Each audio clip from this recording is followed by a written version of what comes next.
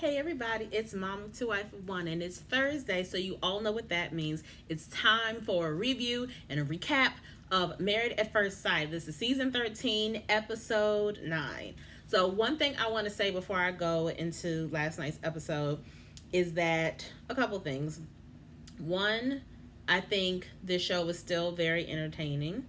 I think that the people who join, I want to believe that the people who sign up for the show really genuinely want to find love. They want to find marriage. They want all of that stuff. I fully believe that. Two, again, every season we find this, which I don't understand. If you guys are signing up for the show, then you know the show's been around for a long time, which means I assume you've seen some past seasons perhaps as research. So I don't understand why every season people come into this really expecting there to be no issues with the person they were paired with.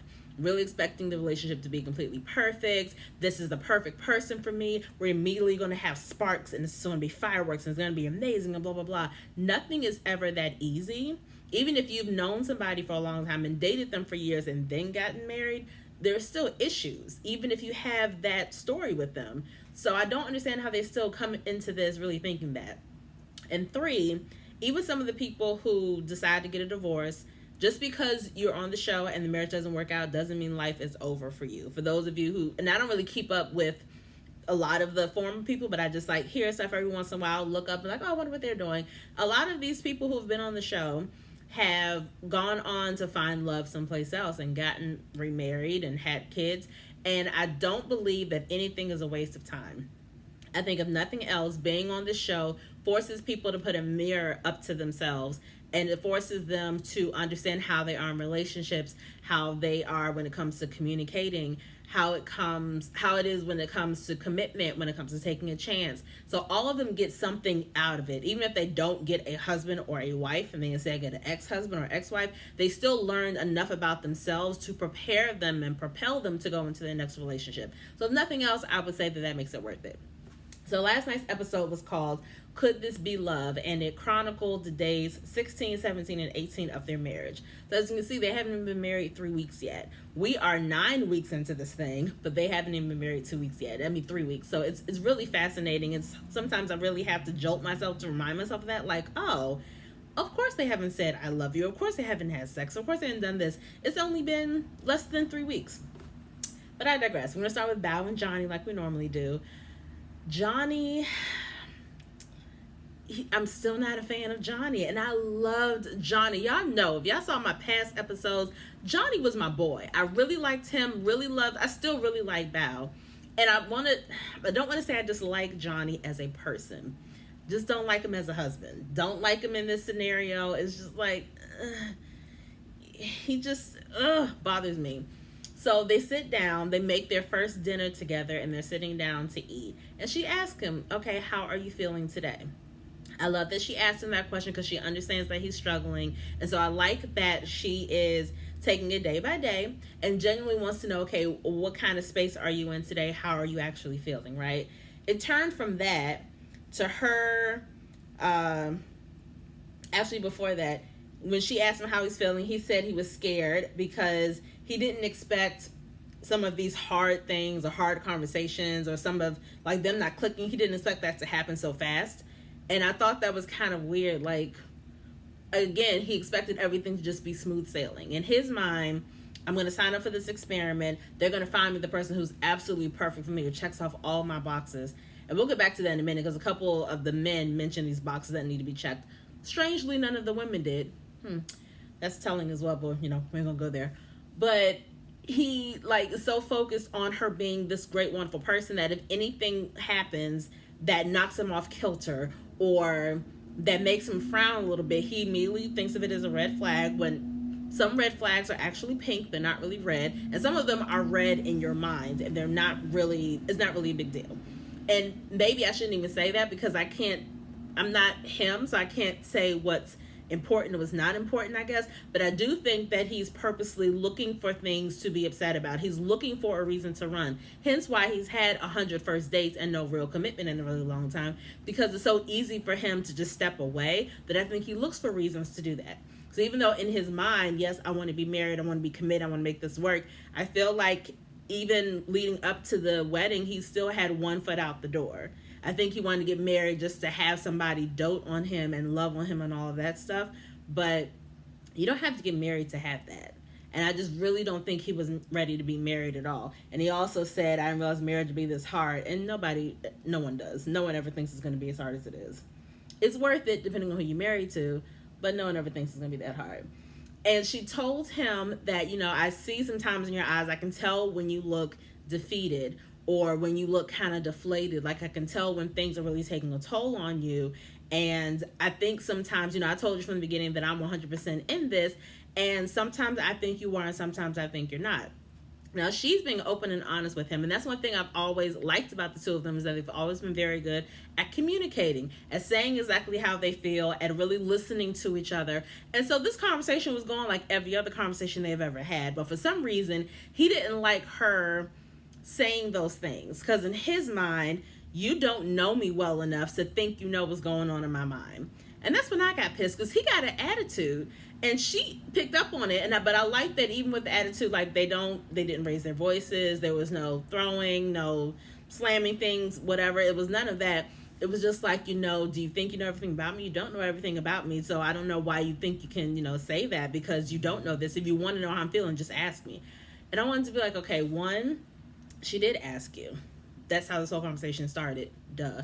Two, she's not saying things, she's not making things up. She's going based off of your actions and the things that you have said to her. So she's not like she's coming up the top of her head like, oh, man, you're about to run. He's like, well, no, have I run? It's like, that was the other point. 3, yes, you did run, actually. When you guys came back from the honeymoon, everything was so much for you that you ran away to your house and didn't even spend the first night at your new home with your wife, didn't even spend it with her. You went back to your apartment. So actually, you have run. So if you have a history of running or a history of just kind of checking out mentally, of course she's going to make those statements. That pissed me off because I feel like him blowing up at her like, not blowing up, but his version of blowing up at her like that almost makes it seem like he's gaslighting her. Like, what are you talking about? If you want to know how I'm feeling, just ask me. I don't know why you would think I would say these things. Like, she's making it up. Like, it's all in her head, and it's not. We've seen you say these things to her, not to be mean or malicious, but we've seen you confess to her that you're scared, that this is too much, that you think maybe you made a mistake, all of these things you have physically said out of your mouth. So to get mad at her because she's asking you about these things was so weird to me. And I could see her getting upset as well. And she's like, does it make me feel good? No, F no. I don't curse, that's why I say F. And that's the first time I've ever heard Bao curse. So I could tell Bao was like getting heated as well because she's like, what are you talking about? And that's one thing that's why I love Bao. Bao is so incredibly sure and confident in who she is.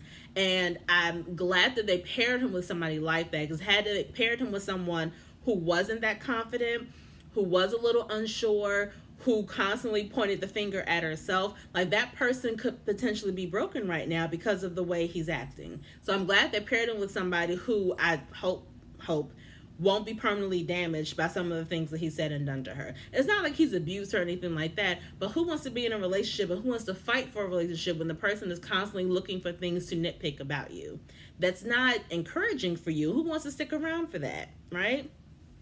So he made me really upset.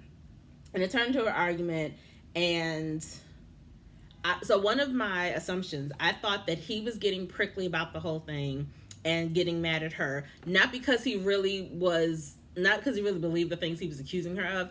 I think that he's jealous that things don't seem as hard for her as it is for him. He's struggling to find that spark, to find this, to find that, to get over her doing this and her doing that. He's the one going through all of these mental challenges when it comes to being married, while she's just chill, taking it day by day, really enjoying getting to know him, really enjoying having a husband. And it makes it seem like, well, dang, how come it's so easy for her, but it's not easy for me? That's not fair. So I think he was projecting his issues on her to kind of get a rise out of her so that she can be equally as agitated as he is.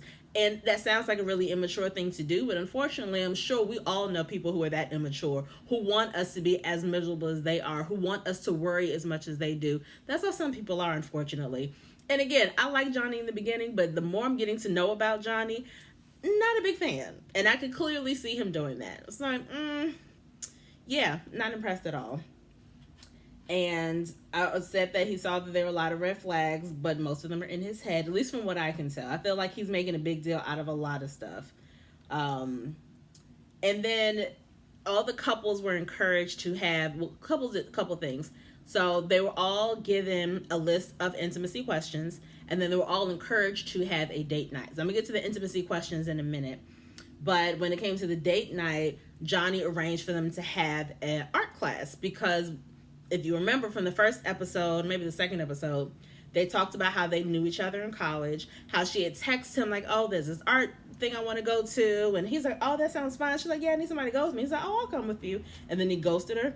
So he's trying to make up for that by doing this art night. So I was like, oh, that's really cute. Nice little throwback to the past and making up for it. I thought that was sweet.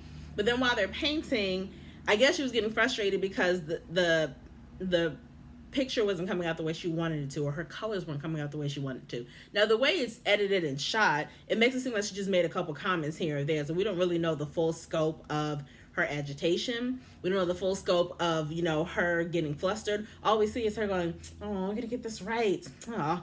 And it just looks like, oh, okay, that's whatever. And his talking head is, same old Bow. She just can't relax. She just can't. I was like, same old Bow? Like, she seems calm right now. It doesn't look like steam is coming out of her head. Like, it's not that big of a deal. And again, the way it's edited, it made it seem like it was really minuscule, but we don't know in real time how that happened or what the energy was really like. So that is kind of the downfall of us watching it as opposed to living through the experience. But I'm going to say that he still just made a mountain out of a molehill for no reason. I'm still going to go with that because he's getting on my nerves. So the next couple we're going to talk about is Mirla and Gill. So it started with Rachel coming over to Mirla's house and talking about their housewarmings and, oh, I really like Jose, and Jose's two friends, no, I think Rachel's two friends came to the housewarming. They didn't come to the wedding, and they really liked Jose, so she was so happy to get their approval. And that was like the whole conversation. I was like, what was the point of that? What was the point of showing us Mirla and Rachel talking to each other? Nothing significant came out of that conversation. I thought that was just really weirdly placed, and it just seemed like kind of filler, I guess, because it's like, why? This showed me nothing. I don't understand why we need to see this. Literally, that was the whole conversation. It's like, I don't understand. What was the reason? So that was weird, and that's the first time we saw Mirla in the whole episode. I was like, what? One thing I did say is that I like Mirla and Gill together. Still kind of doubtful if they're going to make it, but I love the way they communicate with each other. I really like it. They are very understanding. They're very intentional when it comes to their conversations, very intentional learning each other, getting to know each other, finding more and more things that they like about the other person. And I really like that. I also like that some people believe that Gil is kowtowing to her, that he is not necessarily pampering her, but that he is following her like a lost puppy, mainly because she still hasn't kissed him in 16, 17, 18 days. So I don't think he's like that. I think that Gil accepts who she is. He understands it. It's not really his world, but he's like, okay, I get it. I still really like her. And I like the fact that she is very confident in what she wants. And I like the fact that even though she does all these things that maybe he's not into, I love that he still isn't afraid to talk to her about what's on his mind. He's still very clear about the things that he wants and the things that he expects. And he doesn't say anything maliciously. There's no attitude. It's just like, oh, okay, well, this is what I need. And just like point blank, just like and I love that. I feel like the two of them, when they discuss anything, they're very just upfront about everything, but there's a mutual respect there in the way that they express themselves. And I really, really enjoy that from them. I think that is extremely important, and I think that's such a strong trait. As I really like that with them, because they basically went out to dinner, and she was talking about how she would love to go out for a dinner date at least twice a month, and then go to brunch like every Saturday and Sunday. And he was like, that's a little bit too much. And she's like, oh, I want you to be my brunch husband. And he told her, he asked a question. He was like, when you picked this restaurant, did it ever cross your mind that, my husband may not like this restaurant? And I think that's a key question, because it speaks to a couple things. Well, no, it makes me say one thing. It speaks to whether or not she had him in mind.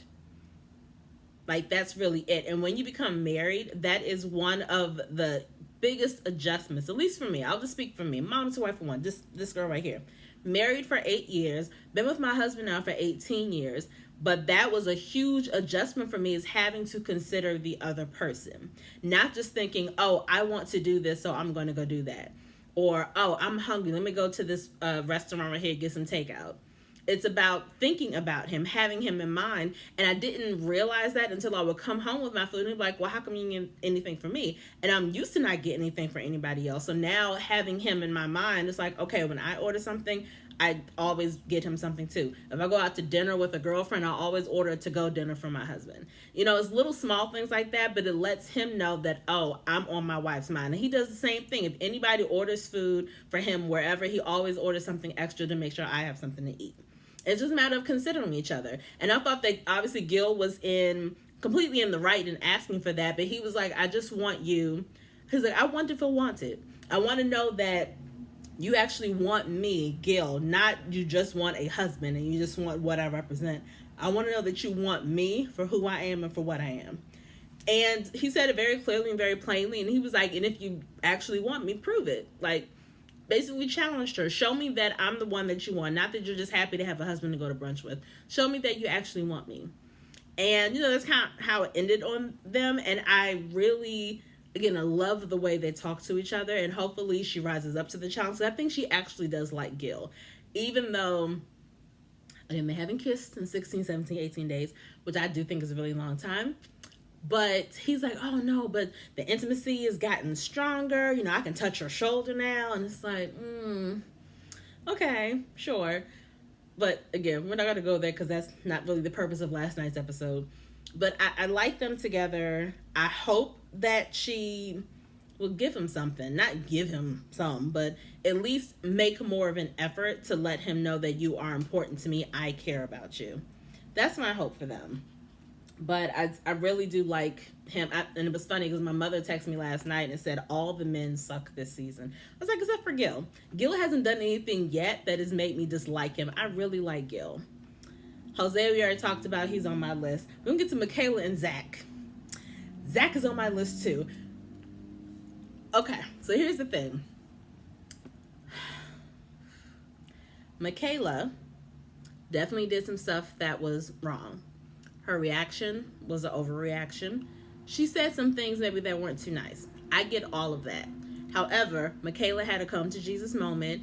She has apologized. She has talked to his friends, talked to her friends, realized the error of her ways, and has told him and told herself that I'm going to do a better job of handling my emotions. I'm going to do a better job of speaking with you about things first. I'm going to do a better job about thinking before I open my mouth.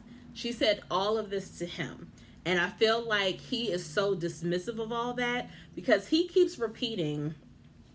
And I think also it's in his body language, right? It's one thing for me to say, hey, I'm having an issue with the fact that you do this and this and this. I know that you apologize, but for some reason it's hard for me to let it go and I don't really know what to do. Instead, he comes off like, and then you do this. And then like, I just really don't know what to do because we just did it. He's just looks so agitated and irritated. And I don't know. I feel like, and this is no shade to him, and this is, I'm not trying to be funny. I think he definitely has anxiety, because it's mentioned before about being really anxious and all that stuff. But I think that if he doesn't already, he needs to see somebody about his anxiety. Because the way he was gesturing mimics, I'm assuming, the way he feels inside, and that can really eat a person up. And I just feel like he doesn't even know how to because body language is a lot. Like, it's not always what you say, is how you say it, and your body language goes along with part of that. And so for her to sit there and she's just calmly looking at him, I'm sure she was like, what is wrong? Because he's like, I'm sure she was like, I don't know what to do with that. What am I supposed to do with that? But one thing that he keeps saying that bothers me, he keeps saying that we have a fundamental difference in the way we communicate and the way we handle conflicts. But he's saying that in a way to say, because these things are different, because they're part of who we are, the way I do things, the way you do things is never going to change. But I don't know if I can accept the way you do things. Now, my problem with that is, first of all, you're not giving her a chance to even try to change. That's first. She definitely overreacted, and like I said, she apologized and she understands that, but she also had no idea of the trauma that you've had in past relationships with girls who have had these outbursts or who are really aggressive or whatever. She doesn't know that history because you guys don't know each other that well. You guys have been married now for 18 days, but 7 of those days you were quarantined in another country. So she's literally only spent maybe 11 days with you. So you can't blame her for not knowing that, because I'm assuming you haven't opened up to her about that just yet. So with her not knowing that, she doesn't know that there are certain things that are going to trigger you more than it may trigger the average guy or the next guy. So 1, you're not giving her a chance to change. And 2, she made a comment that I fully agree with. When he was having his gesturing and talking about her outbursts and all this other stuff, she was like, but what you keep failing to understand is that my outbursts aren't coming from nowhere.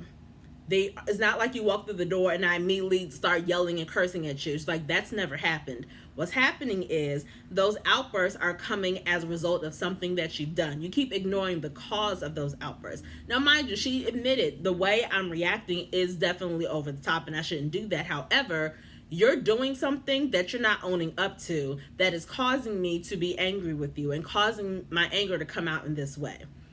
I thought that was a very fair assessment, and I think that at least the way they edited it and from what they've shown us, we've never seen Zach take responsibility for the things that he's said and done to her, for the way that he overreacts and the way that he stretches things out and the way that he doesn't even give her a chance, again, to change her ways or to adjust her behavior. And that's the other thing. Being married does not mean necessarily that you're trying to change the other person. It's not about that at all. But when you are married to somebody, you don't want to, at least my assumption, you never want to purposely do anything to make them upset, to make them angry, to make them uncomfortable. So if you know that this person does not like to be yelled at, but you're normally a yeller when you get excited or when you get angry about something, but you know it makes them uncomfortable or makes them feel some certain type of way, that may be a fundamental way that you communicate. But if you love or care about this person, you are going to make the adjustment for that person. Because you're like, hey, I care about them. I don't want them to feel upset. Yelling is what I normally do, but they don't like that. So the next time I get upset, I know that I cannot yell at that person. And so for him to keep like stressing this whole fundamental thing shows that he doesn't know what it's like to be in a relationship, because he's never been in love, hasn't been in a relationship longer than 9 months. He doesn't know what that means to make adjustments in your life to fit the other person.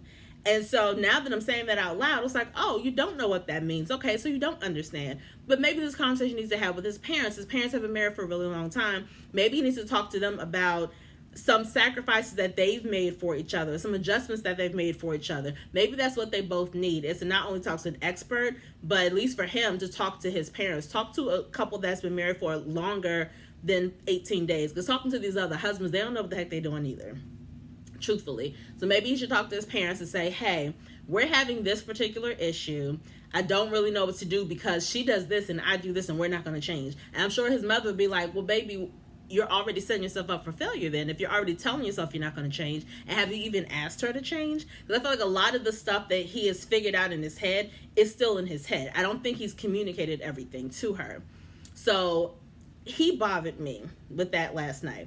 But then the flip side is, we've only seen that one outburst from her, but he has mentioned a couple times, a couple different episodes, that she has sent these text messages that are really petty and really immature. Now, because those aren't on camera, I don't know how valid they are, but assuming that it actually happened, then yeah, that's an issue as well. Then bring that up to her and say, look, if we're going to communicate, we need to communicate.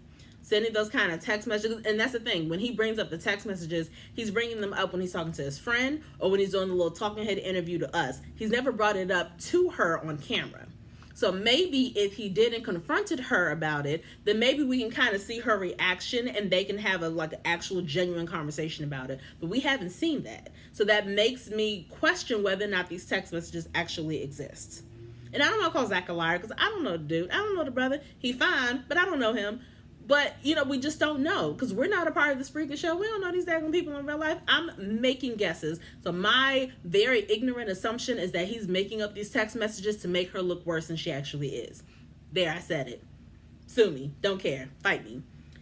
So, the other thing, oh gosh, he had some kind of analogy that he made up some analogy about bees and getting stung by a bee and reading this book while a bee is trying to sting him. And he was doing this analogy to her before explaining himself. And I'm like, okay, one, I got the analogy, I understand. But two, she's not 6. Like, talk to this chick like a grown woman. Just say, hey, this is how I feel. You did this and I was sad. Like, all that stuff was unnecessary. And then she, like, commented on the analogy. She was like, okay, you're saying that you're sitting under a tree reading a book and these bees keep trying to sting you. So after the third time of the bee actually stinging you, yeah, you need to move. She was like, well, did you ever look to see that there's a hive near you? She said, since you tried to add to it. I'm like, this is going too far. Y'all going way over my head. Just talk, use regular words. And that's one thing she said to him, because he was like, what can I do on my end? How can I improve to make sure that we're good? She said, just talk to me, which I like. Yeah, just talk to me. Don't give me no bees, no books, and no trees. Say, hey, Michaela, I'm feeling this way because you said this. Now, I know that I said this to you and I hurt you and I apologize for that, but how can we move past that? That's what should have happened. And I don't know if that will, because he's a lot. And I didn't think Zach was a lot. I think in the beginning we assumed Zach was just really, really sweet, really wanted love, was going to work so hard at his marriage. And, you know, my fear in the beginning was that he was going to roll over and do whatever she said because he was so determined to be the best husband ever. That's not happening at all. Like, I was completely wrong in my assessment of him, and I'll be the first to admit it. I was like, wait a minute, what? Where did this Zach come from? Not really feeling him, I'm going to admit. But, you know, what do I know? So, I told you they had questions. I'm going to get to that later. But before they had questions, they had a little date action. And, oh, no, this is another thing I put. But he's not taking responsibility for his role in any of the stuff that he's doing or giving her a chance to show she's willing to adjust. But she shouldn't expect to grovel. She shouldn't be expected to grovel every time that he has an issue. That's not fair to her either. Because, again, he's basically putting everything on her like he didn't do anything wrong. And I feel like Michaela has a strong enough personality that she's not going to settle for that. And that's why she calls him on her like, yo, you need to talk to me and you need to understand that everything that's happened, there's a cause and effect here. It wasn't just me. Nah. It's you doing something and me reacting to what you're doing. My reaction, yeah, was wrong. Your action was also wrong. So I do like the fact that she stands up to him. I think they have very, very strong personalities. And one thing Michaela said, you know, she mentioned when they had a little date that I felt like I was on the way to falling in love with you. And she said this like for the first few days, but then things got rocky and she kind of took a step back. And she's like, I have my guards up now because I need to feel like my spouse has my back. And I was like, you know what? I'm not mad at that. Because in the beginning, I think things were kind of hot and heavy. They were very attracted to each other, found all these things that they liked about each other, and the chemistry was just instantaneous. And then, you know, COVID hit, so they missed that time for the honeymoon. And then when he came back, there was the drama. The drama started from that point on. And I think that she is accurate in saying that she wants someone to have her back. She wants to know that if I'm out of pocket, you will talk to me about what's going on. You won't run away. You won't shut down. You won't push me away automatically. You'll give me the benefit of the doubt and you'll work with me. That's what she wants. And so I'm not mad at her. I definitely understand where she's coming from. I don't dislike Michaela at all. I still like her, not as much as I like some other people. But Michaela's not a bad person. And I don't think Zach is a bad person either. But I think they both have very strong personalities. Very strong personalities. And it's going to take both of them adjusting and kind of taking a step back in order for the relationship to work. And so this is the other thing. He talked to her about his own checklist. I told you how a lot of the men have checklists for things they're looking for in a wife. So his checklist included looks, ambitious, intelligent, adaptable, trust, honest, loyal, and mature. And she thought that the list was stringent, but I was like, is that a lot to ask, really? Because I feel like some of these things go hand in hand. Like being trusting kind of goes with, you can't trust somebody that's not honest. And somebody who's honest and trustworthy is most likely going to be loyal. I feel like a lot of these things are kind of tied in together. And so maybe it's because I haven't been single for a long time, but I was like, is that a lot to ask for one person? Y'all tell me, because I'm not in these single streets, so I don't really know. And I think also the question is, does he expect somebody to be all of these things at the same time? right? Because you can have some of these things in some situations, like being adaptable. So the way he explained that was someone who's able to be around different groups of people and still be good. And I feel like, okay, you can be adaptable. Maybe there are certain people that you don't care for. Maybe you had that one day where you just don't feel like being around people. I feel like you may not be adaptable in every situation, but as long as overall you're adaptable, I guess it's okay. I don't know. I just thought it was an interesting, not even an interesting list. I didn't think that was a big deal. I thought that was kind of strange. But, and another thing, like how, I wonder, because they were the ones who, were holding hands, hugging, kissing. We haven't seen them kiss in a very long time. So I wonder if they've gotten back to that, or if both of their walls are still up. Because even when they hug, it doesn't seem very like lovey-dovey hugging. It's just like hug, and then we have space. There's no holding hands. There's none of that. And I really hope they get back to that part. Because even if you're working to build everything else up, you can't let the intimacy slide. Not saying you guys have to have sex every single night, but at least touch each other. At least sit close to each other. So I hope they kind of get back to that. And for their date, they had a cooking lesson. I just thought this part was funny. They had a cooking lesson, and apparently neither one of them cooks. And they made shrimp scampi, and it was a Zoom thing, and it was like a private chef teaching. And I was like, oh, that's a really cute idea. She had difficulty boiling the water, and then she's seasoning the food, and she's using a lot. And so Zach was like, this date is really nice. I'm learning a lot about my wife. Who's like, for instance, I'm learning that she's not the best seasoner.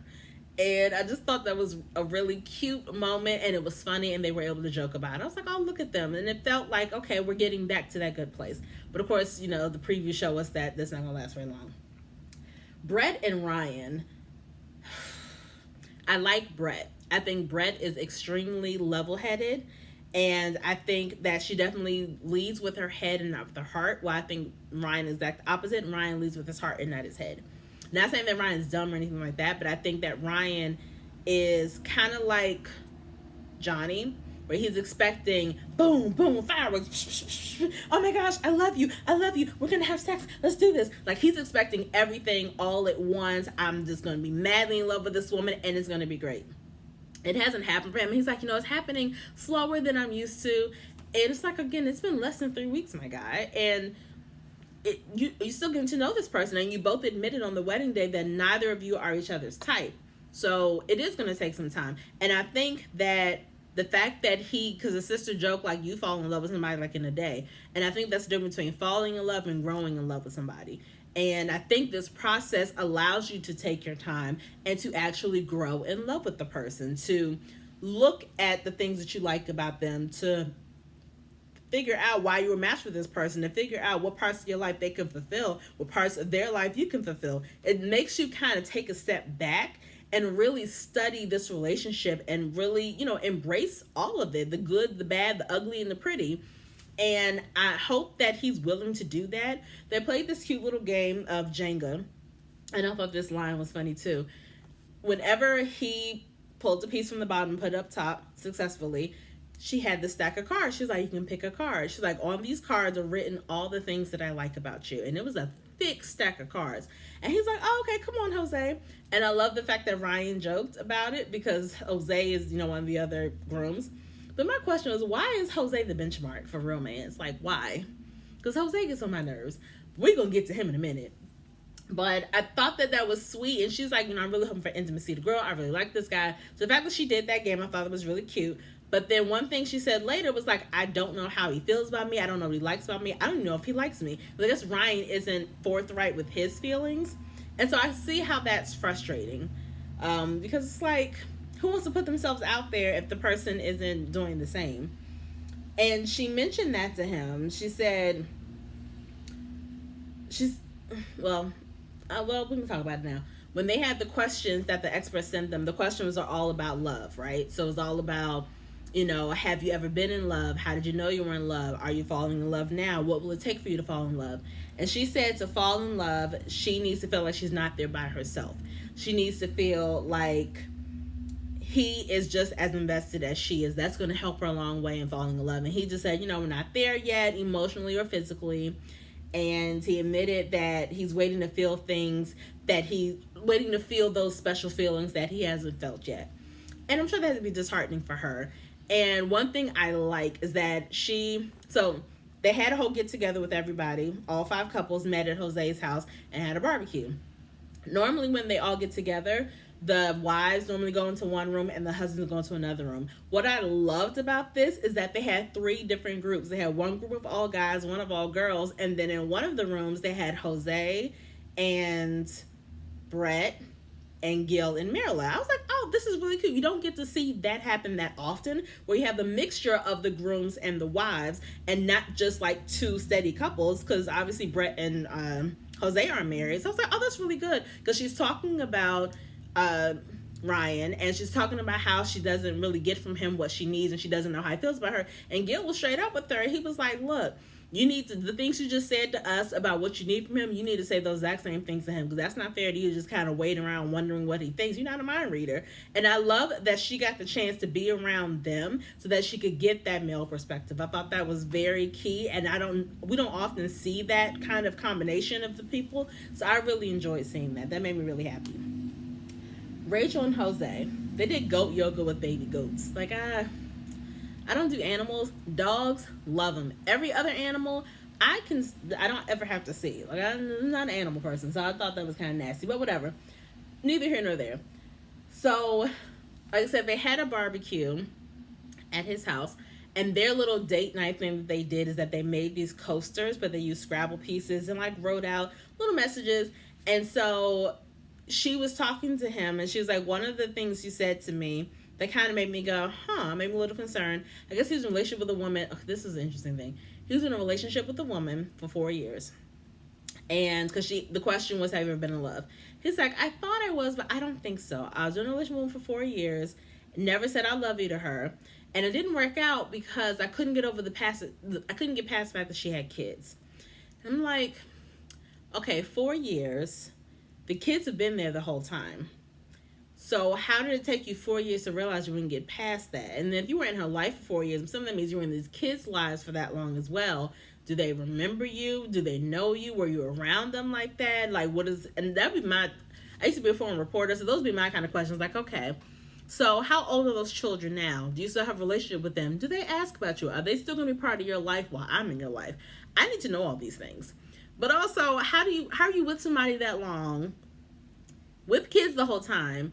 And like, what took you over the top when I can't get past the fact she has kids? You knew that when you started dating her. Why did you last 4 years?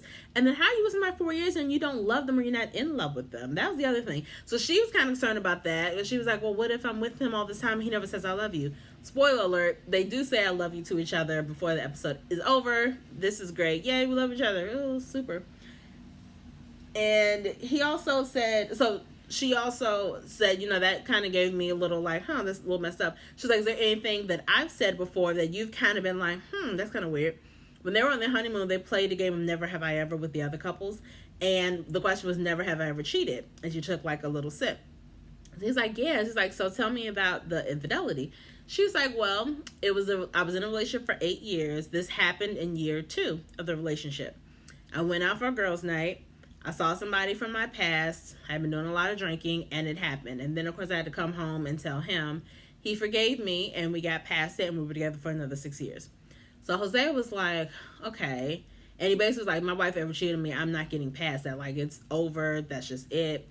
I'm assuming he said this to her, too, but he said that in his talking head. And then he said something dumb, and he was like, so you cheated, right? She was like, yeah. It's like, okay. So assuming that you have another girl's night, you go out or whatever, what can you do to ensure that doesn't happen again?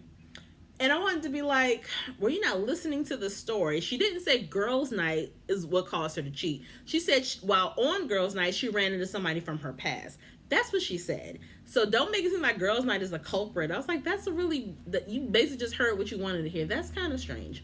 And she was like, you're just going to have to trust me. Like, that's kind of a weird question to ask too. Like, what is she supposed to say?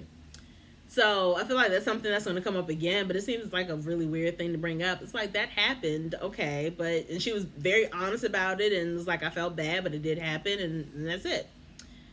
I just thought that was kind of weird. Another thing that's weird, this is a petty peeve, and I don't care.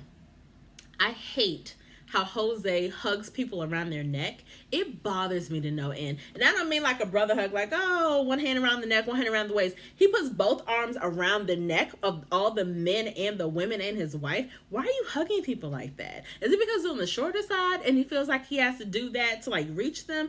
I just think that's a weird way to hug, especially for a man. And I even feel for girls, most girls only hug people like that around the neck if it's somebody who's super tall, or if it's like your lover. If it's like family, whatever, you hug them around the waist. You don't normally go like, oh my gosh. I thought that was so strange. And because I don't like Jose, it bothered me even more. I'm like, oh, what? But again, I just don't like Jose. I'm not ashamed of it. He bothers me, so whatever. And okay, so that was the end of the couple. So they all had some questions, the intimacy questions. I wanted to go over some of the questions because I thought some of them, was anything interesting that happened? Oh, no, when they all got together and had the barbecue and they broke out into their groups. Oh, man, I tell you. One thing I do like, I like Gill. I think we learned that Mirla is introverted and she doesn't normally go to barbecues. She doesn't normally like being around a bunch of people. She's kind of a homebody. Even though I guess she travels by herself, because all those pictures are by herself, but she doesn't really like being around like people like that. But Gil's extroverted, and every time they've gotten together, either with all the couples or all the guys, Gil is always the first one to like start the conversation going like, okay, so you guys, what do you think about this? And what are you doing with this? I really like Gil's personality, so I wanted to say that. And Bao and Johnny both said that all the questions that the experts gave them really reignited something in them, and the spark that was there on the wedding day was kind of reignited, and we feel like closer to each other. And even Gill and Mirla said the same thing. We feel close to each other. We feel the intimacy growing. Like, it was a really great exercise. And we kind of got a hint that Bao and Johnny have had sex. It hasn't been confirmed yet, but I think we're supposed to assume that they had sex, right? So this will make them the third couple that has had sex. So we still don't have any sex between Gill and Mirla and Brett and Ryan. So one thing that Brett noticed is that while she's watching all the couples and listening to them talk, she's like, I can tell that everyone has grown their intimacy except for me and Ryan. And, you know, she's concerned about that. And I don't know, they don't talk about a lot of stuff. I feel like they don't talk about a lot of important things in a relationship. So I don't know who is the aggressor in their relationship, like who normally initiates intimacy.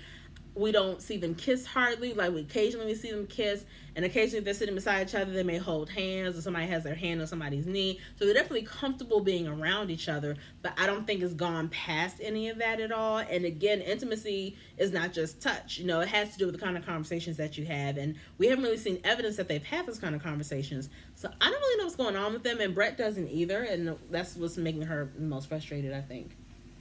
Another thing that they talked about, that Rachel talked about, she was like, I like Jose. She's like, but Jose talks a lot. And one thing she did tell him, like, I need you to work on listening. She's like, I feel like sometimes when I'm talking, Jose is thinking about the next thing he wants to say without really listening to me, and he just kind of reacts. And so he was like, yeah, you know, she's right, I do talk a lot. He's like, well, you know, I just talk a lot because, you know, I know things, and, you know, maybe it's because I'm a guy. And I was like, no, don't put on the fact that you're a dude, though I do know a lot of guys that do that. But that's just a cop out. I don't do that. But I think he talks a lot because he thinks he's always right. That's my assumption. That, of course, you're going to say a lot because you're the one who has all the answers. And, of course, you're always right and you have your plan. So, of course, you're going to do all the talking in the relationship. That was my assumption. Because, again, I just don't like Jose. And that is fine. Oh, and Bao she was talking with Michaela and Rachel. She said that some of her conflict with Johnny stems from the fact that they both are dominant in relationships. Now, I will say this. Having two dominant people in a relationship can work only if both of those people are willing to take the back seat every once in a while. And what I mean by that is understanding that, okay, I want to do this. You want to do this. I'm going to take a step back for a couple minutes, and I'm going to let you take over because I'm going to let you do that because I know you need to do that. And I think it's just a matter of understanding that and being willing to compromise. That's not a bad thing at all, But it doesn't work if one person is doing that all the time, the other person is just insisting on being dominant. Both of you have to kind of give a little bit. And if you're not willing to give and you're constantly butting heads, then of course it's not going to work out. So I don't even know if that's the main issue with her and Johnny. It's just like, this is an interesting conundrum. But I don't know, you guys. All the conversations they had about, oh, who's going to say I love you first and what is it going to take? Like I said, only one couple said I love you last night. I think Bao and Johnny could make it. I think Johnny is definitely standing in his own way. I think that, I don't know. They could make it. Rachel and Jose, I know they said I love you. I don't see it for them. Jose really irks me. It doesn't seem like he's irking her because she loves him, but based off of next week, it looks like she's taking it back. So I don't know. And Mirla and Gill, I don't dislike them. I really don't dislike them as a couple anymore. I think they could actually make it. Michaela and Zach, I think, they're doomed. And I hate it because I wanted that for them. There are I'll say so few. There are 3 black couples that are still together from Married at First Sight in all of their 13 seasons. I want all the black couples to make it. I want all the couples to make it, really. But I really want them to make it. And I just don't see that happening. I don't know, guys. I don't know. But, we'll have to see what happens next week. But thank you guys for joining me for another review and recap.